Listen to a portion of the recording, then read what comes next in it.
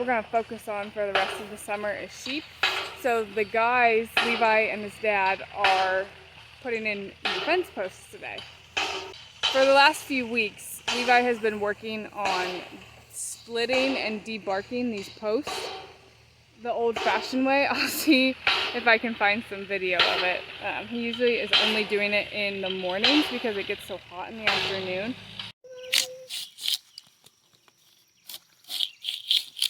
Charlie, back up, please.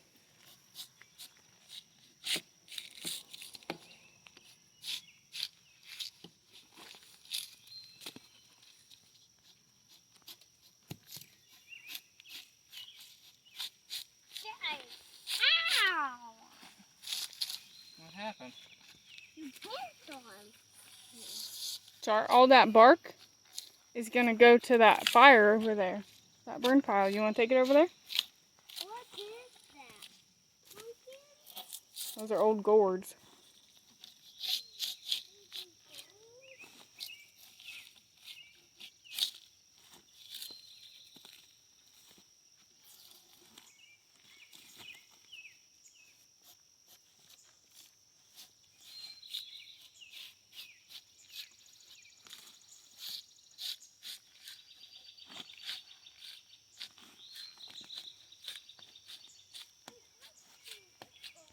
But they're putting in this new fence. You can see behind me.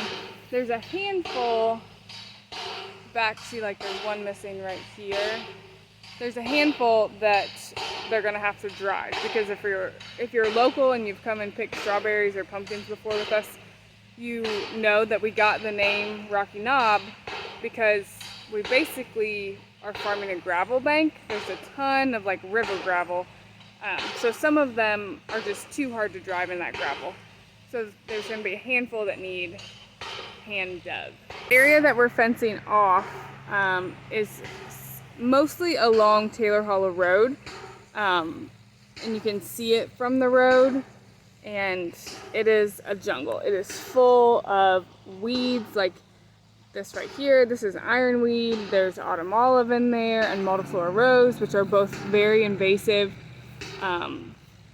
So our plan for this is we're going to fence off this area along the road and we're going to put 4 or 5 strands of high tinsel, at least 4 at the minimum. And for now, our rams are going to be put in here along with Dave's billy goat and Weathers, his weather goats. So this is going to be an area for the boys to hang out. And hopefully they will get it all cleaned up for us or make good dents in it, clean it up for us. And then eventually it will be able to become just part of our regular rotation when it's got good grass growing and it's worth putting the ewes or a larger group of animals in here as part of our rotational grazing system. If you don't know what rotational grazing is, that is essentially just a way to manage the grass in a way that it's most efficient and can feed the most animals. So instead of letting our sheep go wherever they want on the farm and graze wherever they want, we've broken our farm into smaller pastures. Some people call them paddocks. And in those paddocks, they get access to 3 to 4 acres, maybe a little bit more at a time. And then when the grass is getting low or it's starting to go to seed or whatnot, we will move them to a new area, to a new pasture. So they have fresh grass, and that helps kind of just distribute the resources throughout the entire farm. The hard part about rotational grazing, especially in our area, is water. So because there are so many hills, there's not access to water in every pasture. So that limits the number of pastures that we can have. If we wanted, we could have a ton more, but those are areas that don't have sufficient water. Now I'm gophering, so they've driven all they can drive in the section that they're in, and they want postal diggers and a spud bar and a chainsaw that they can try to finish this section tonight. So, off we go.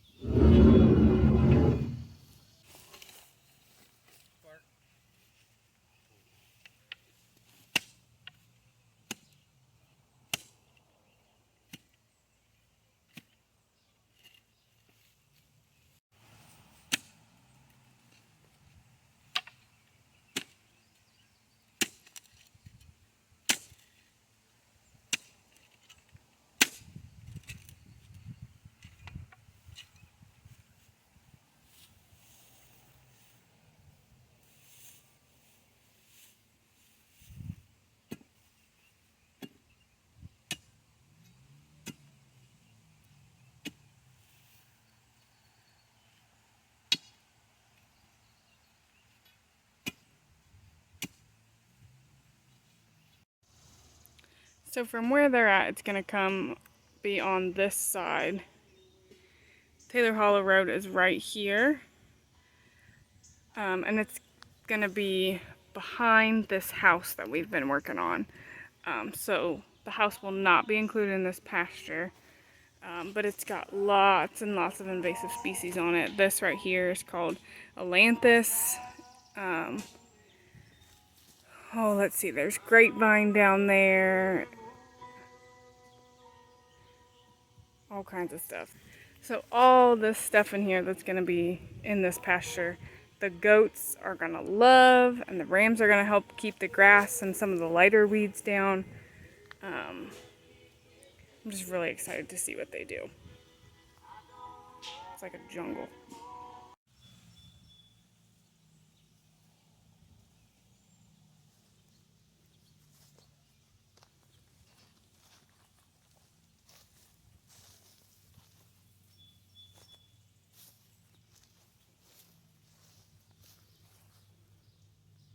So right now they're working on stretching a string. Levi's gonna tie it to this corner post they just pounded, and then go to the next corner so they can make sure they get their fence in a straight line. Nobody wants to see a crooked fence. There's going to be a gate here. This was the old driveway before we put the new one in. So there's going to be an opening for a gate here, which for now, we're just going to cover with a beef panel. But we want to make sure that it's the width to hang a gate.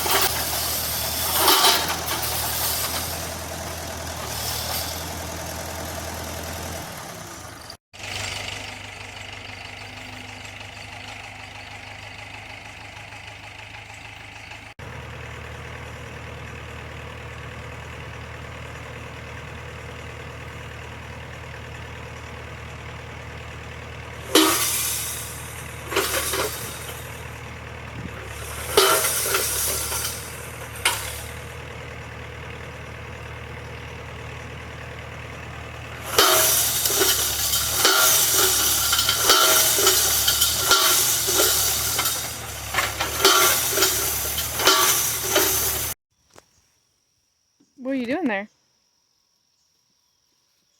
You helping build the brace?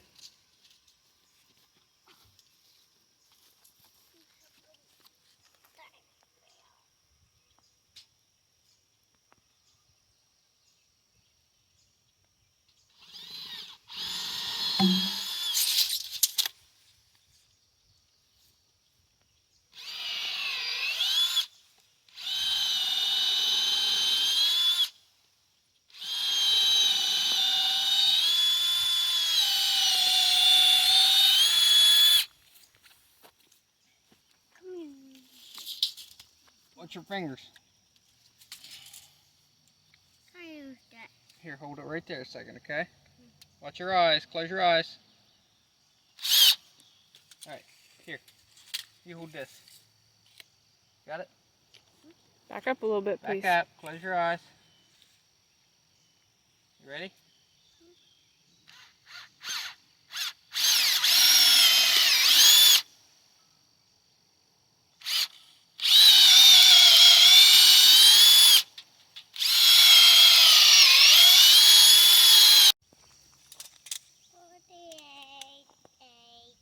What is it?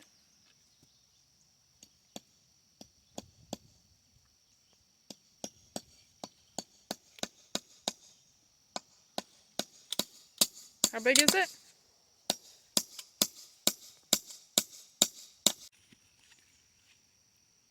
Bless your heart.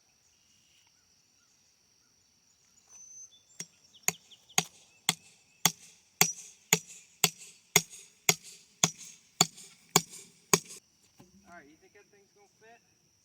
Yeah. You don't? No. Great confidence, Char. Proud of the confidence level. I think it's gonna fit.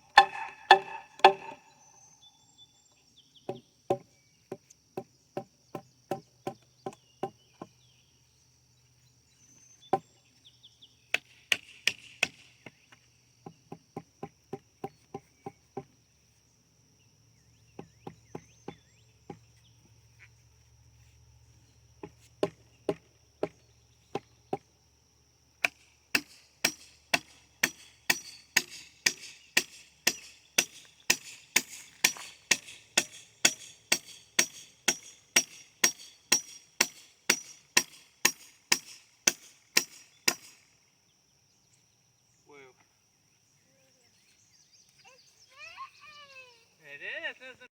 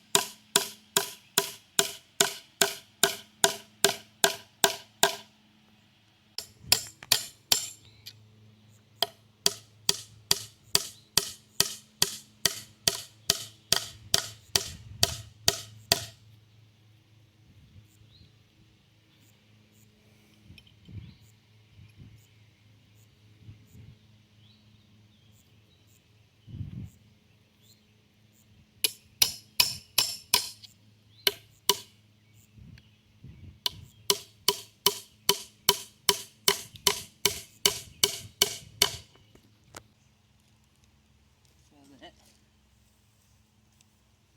We can tie the wire on.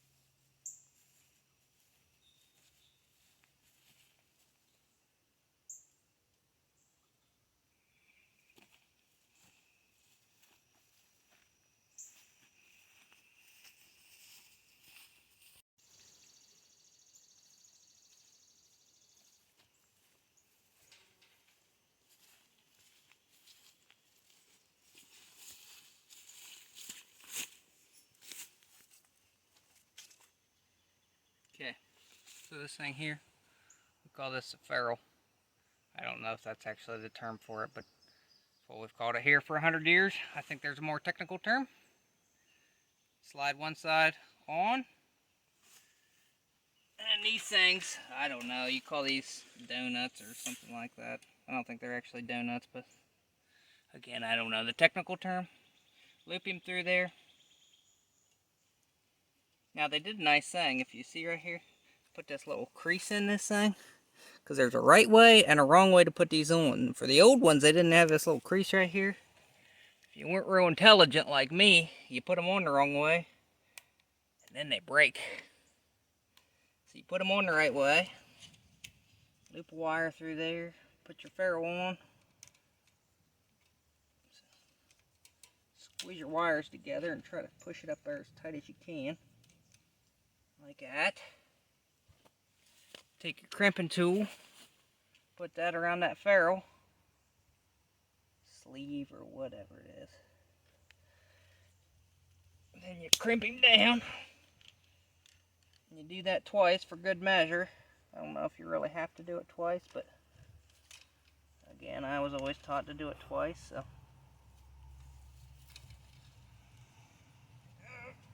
Like that. Now we go to the other end. Tell me honestly, how much do you like building fence? Well, and you got the shades and you got the do-rag and the sweats are rolling. I love it. It's great.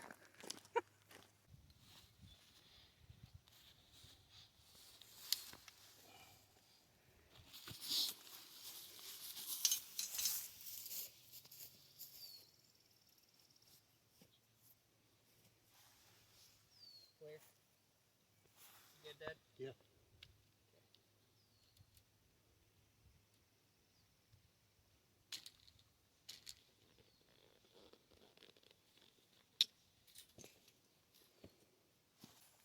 Pretty smart, you know that?